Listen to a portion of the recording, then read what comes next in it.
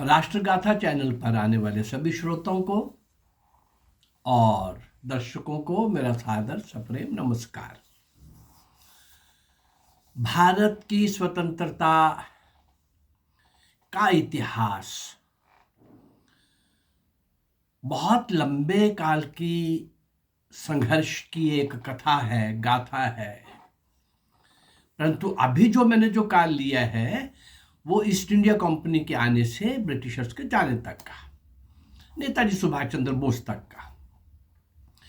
इस 190 वर्ष में भारत माँ की स्वतंत्रता की बेड़ियां काटने के लिए जिन भी क्रांतिवीरों ने अपना सर्वस्व निछावर किया, अंग्रेज सत्ताशाही को ललकारा, चुनौती दी, सशस्त्र चुनौती दी, ऐसे उन क्रांतिवीरों का, महानायक नायिकाओं का, हर आयु वर्ग के उन देशभक्तों का जिन्होंने हर प्रकार के कष्ट सहे, यातनाएं सही, फांसी के तख्ते पर झूल गए, काला पानी जैसी घोर नारकीय सजा के अंदर पड़े रहे, भारत की जेलों में लंबी कठोर कारावास की यात्राएं सहते रहे, ऐसे अनगिनत क्रांतिवीरों के परिणाम स्वरूप, बलिदान के परिणाम स्वरूप मिली स्वतंत्रता। और बताया गया कि आजादी नेहरू और गांधी ने लेके दी है। इससे बड़ा मजाक कोई और हो नहीं सकता। उन सारे क्रांतिवीरों को कहीं भी इतिहास में नहीं दिखाया गया। इस चैनल के माध्यम से मैं प्रयास कर रहा हूं कि ऐसे अज्ञात असंख्य क्रांतिवीरों को, वीरांगनाओं को, नायक नायिकाओं को आपके सामने ला सकूं। 420 के आसपास, 420 के आसपास वीडियोस आप तक पहुंचा चुका हूं। आगे देखिए, ये श्रृंखला बढ़ती चली जाएगी।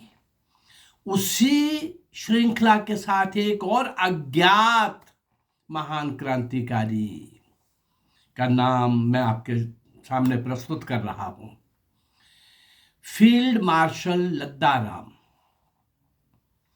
नाम तो श्री लद्दा राम जी के नाम से जाने जाते थे, लेकिन फील्ड मार्शल, सिविल आदमी के साथ ये टाइटल क्यों लग रहा है? आइए जरा देखें, आगे बढ़े तो पता चल जाएगा। फील्ड मार्शल लद्दा राम अंडमान की सेलुलर जेल का जेलर मिस्टर बारी। पहले भी कई बार मैं इस जेलर के इस बदनाम, कुख्यात, दुष्ट राक्षस जेलर बारी की काफी सारी किस्से कहानियां मैं आपको सुना चुका हूं, और आज भी शुरुआत यहीं से कर रहा हूं। वो कहने भर का इंसान था, इंसानियत वाला उसमें कुछ भी नहीं था। आकार प्रकार तो इंसान जैसा होगा, लेकिन इंसानों वाली बात उसमें कोई नहीं थी।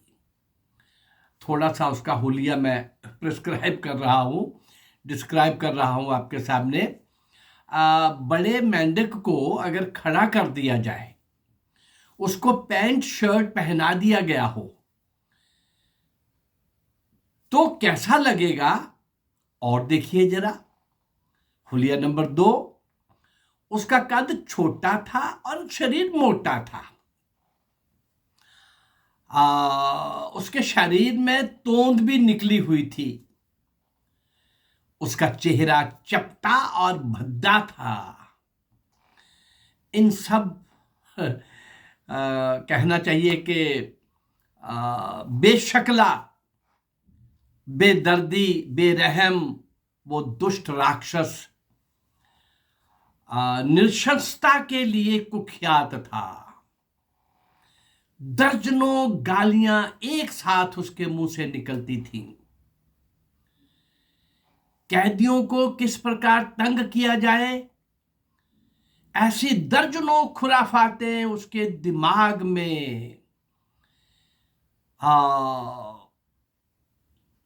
मिस्टर बारी के दिमाग में पनपती रहती थी, विकसित होती रहती थी। जेलर बारी के सामने एक दिन एक ऐसा कैदी दुबला पतला सन 1911 में प्रस्तुत किया गया।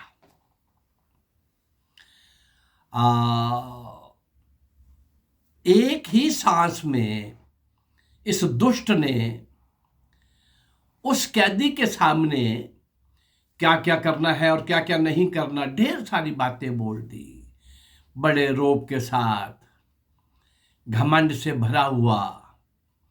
लेकिन इसके सामने, इस नए कैदी के सामने, बारी के सामने, मिस्टर बारी के सामने, ये नया कैदी भला कौन था? ये नया कैदी था मिस्टर श्री लद्दा राम जी। लद्दा राम जी को पेश किया गया इस दुष्ट कुख्यात जेलर बारी के सामने। उसने, जनरल जेलर बारी ने एक लंबा सा भाषण दे दिया और बिल्कुल ऐसा भाषण के वही नॉन स्टॉप कि वो डरा दिया जाए, धमका दिया जाए, उसको नीचे लगा दिया जाए, वो सहम जाए, ऐसा सब कुछ चल रहा था। लेकिन जब जेलर कह चुका तो उसने बोला, मिस्टर जेलर, कोई और आपके दिमाग में बात रह गई हो मुझे बताने में तो वो भी बोल दो, बाद में पछताओगे। शरारती ढंग से लद्दा राम ने इस दुष्ट कुख्यात जेलर के सामने एक ये वाक्य फेंक दिया, शरारती ढंग से। लेकिन जेलर साहब को कहा कि भाई और कुछ है तो जरा वो भी निकाल दो। लेकिन वो भुनभुनाया, बहुत भयंकर आंखें निकाल के बोलने लगा जेलर बारी और कहने लगा और गरज उठा, तुम बहुत बदमाश किस्म के कैदी हो, हम तुम्हें देख लेगा। लद्दा राम को प्रतिदिन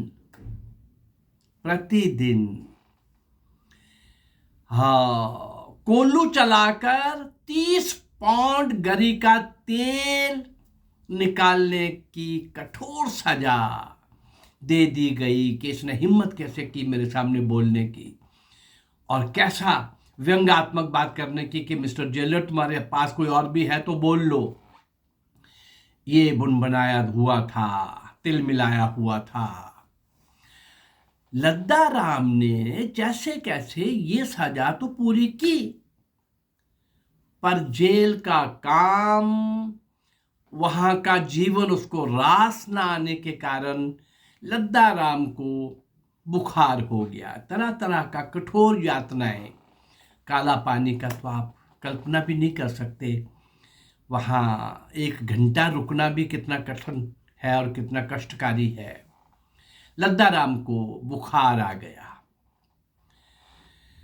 जेलर से उसने कहा, भाई मेरा इलाज करवाया जाए। तो उसको पकड़ कर एक ठंडी कोठरी में डाल दिया गया। एक दिन जेलर से पूछ बैठे लद्दा राम जी। क्या पूछ बैठे? अरे भाई, किस चिकित्सा शास्त्र में बुखार की औषधि ये लिखी है कि इसको ठंडी कोठरी में डाल दो? हाँ,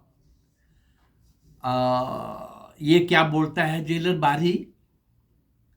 तुम्हें अच्छा कौन करना चाहता है?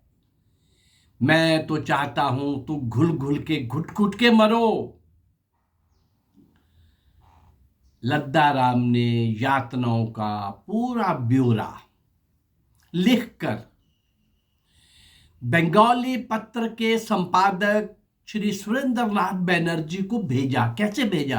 अरे कोई कल्पना ही नहीं कर सकता, वहां से कैसे कोई भेज सकता है? कैसे भेजा वो?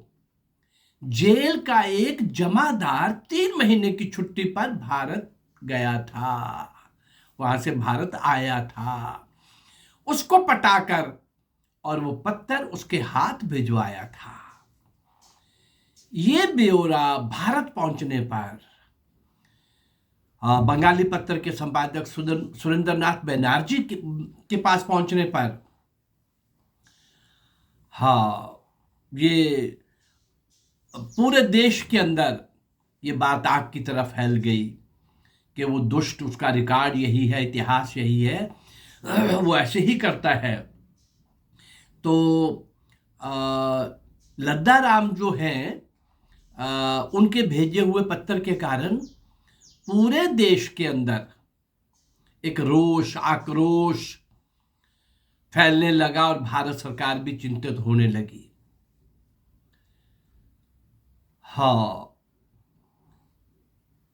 भारत की जेलों में अब सोचा जाने लगा कि वहां के कैदियों को लाया जाए, लेकिन केवल लद्दा राम को ही वहां की सेलुलर जेल से शिफ्ट करके भारत लाया गया और बाकी की सजा 10-10 वर्ष की 3 सजाएं मिली थी उसको उग्र लेख लिखने के उसमें। और केवल क्योंकि वो खुद भी संपादक थे एक पत्र के और बहुत उग्र लेख भी लिखते थे, उनके एक्शन भी बड़े उग्र थे, तो वो भारत की जेल में बाकी समय सजा कम नहीं हुई, भारत की जेलों में आपको काटनी होगी बाकी सजा। लद्दा राम ने अत्यंत उग्र विचारों के कारण और अपनी योजनाओं को क्रियान्वित करके दिखाने के कारण ही अपने साथी क्रांतिकारियों द्वारा लद्दा राम को फील्ड मार्शल लद्दा राम कहा जाने लगा था। विचार भी उग्र, उनको क्रियान्वित करना, उन योजनाओं को, उसमें भी बहुत आगे। देखने में दुबले पतले, लेकिन जो सोच लेते हैं, ठान लेते हैं, वो करके ही दम लेते हैं। उस समय फील्ड मार्शल लद्दा राम जब सेलुलर जेल में थे, तो देखिए जरा, उस समय अंडमान में उनके साथी क्रांतिकारियों में विनायक दामोदर सावरकर, क्रांतिकारियों के महान सम्राट, उन्हीं के एक भाई गणेश दामोदर सावरकर, दोनों भाई काला पानी की जेल में, इंद्रभूषण रे, वारिंद्र कुमार घोष, हेमचंद्र दास, उल्लासकर दत्त और सुधीर कुमार दास जैसे महान क्रांतिकारी, उनके साथ ही फील्ड मार्शल लद्दा राम वहां जेल काट के भारत आए थे। ये जितने मैंने नाम लिए, विनायक दामोदर सावरकर, गणेश दामोदर सावरकर, इंदुभूषण रे, वारिंदर घोष, इन सब के मैं एपिसोड इस चैनल के माध्यम से दे चुका हूं। क्रांतिकारियों के सम्राट वीर सावरकर के तो शायद 5-6 एपिसोड दे चुका हूं, अभी और भी देने वाला हूं। और ये जो नाम बचे हैं, हेमचंद्र दास, उल्लासकर दत्त और सुधीर कुमार दास, इनके भी इस चैनल के माध्यम से मैं देने वाला हूं, एपिसोड आप तक पहुंचाने वाला हूं, एक एक का जीवन आपके सामने रखने वाला हूं। फील्ड मार्शल लद्दा राम ने इन सब महान क्रांतिकारियों के साथ वहां पर जो समय बिताया था, भारत की जेलों में आके, अलग अलग जेलों में जब इसको रखा जाने लगा, हर जेल के अंदर फील्ड मार्शल लद्दा राम एक क्रांति ला देता था, अंदर भी और अंदर के सूचनाएं बाहर पहुंचाने के लिए भी, और बोलता था को काला पानी सेलुलर जेल, अंडमान की सेलुलर जेल, वो नरक से भी भयंकर है, भयानक है। देशवासियों को ब्रिटिश सरकार के खिलाफ खड़े हो जाना चाहिए, और इनके खिलाफ खड़े होने का मतलब है कि गिनती के लोग हैं, इनको उड़ा दो, खत्म कर दो। भारत माँ को स्वतंत्र तभी हम करा सकेंगे, उसकी बेड़ियां हम तभी काट सकेंगे जब कुछ लोग भारत के खड़े हो जाएं और मुट्ठी भर अंग्रेजों को एक ही दिन, एक ही घंटा तय करके फिनिश, और भारत में स्वतंत्र और भारतवासी स्वतंत्र। सारी दुनिया के अंदर भारतवासियों को का अपमान होता था इस गुलामी के कारण, वो स्थान नहीं मिलता था। तो देश विदेश में जिन भी महान क्रांतिकारियों ने उस समय अंग्रेजी सरकार को चुनौती दी हर प्रकार से, उनमें से कुछ नाम तो आज मैंने आपके सामने यहाँ भी रखे हैं, और लगभग 420 के आसपास वीडियो अब तक पहुँचाई हैं। आगे भी मैं ये प्रयास करता रहूँगा। लेकिन ये काम कांग्रेस ने आज़ादी लेके दी, नेहरू और गांधी ने लेके दी, इससे बड़ा कोई मजाक और हो नहीं सकता। ये समय समय पर मैं आप लोगों के सामने इन सब बातों को लाता रहता हूँ। इन असंख्य अज्ञात महान क्रांतिवीरों को, नायक नायिकाओं को, वीर वीरांगनाओं को, बाल बालिकाएं, किशोर किशोरियां, युवा युवतियां और हर आयु वर्ग के महान क्रांतिकारियों ने, जिन्होंने स्वतंत्रता रूपी महायज्ञ के अंदर अपने आप को आहूत किया, इस चैनल के माध्यम से मैं स्मरण करता हूँ, श्रद्धांजलि देता हूँ, आज की पीढ़ी को उनका परिचय देता हूँ, अवगत कराता हूँ, देशभक्ति के गीत इसमें देता हूँ, कुछ करंट टॉपिक्स के ऊपर भी कभी कभी आपके सामने, लेकिन मुख्य रूप से ये चैनल स्पेशली उन महान क्रांतिवीरों को, जिन्होंने भारत माँ की स्वतंत्रता के लिए अपने आप को आहूत किया, वो मैं आपके सामने ला रहा हूँ। मेरा अगर ये प्रयास आपको अच्छा लग रहा है तो मेरे इस चैनल को लाइक करिए, सब्सक्राइब करिए और इसको शेयर करिए। नमस्कार, जय भारत, धन्यवाद।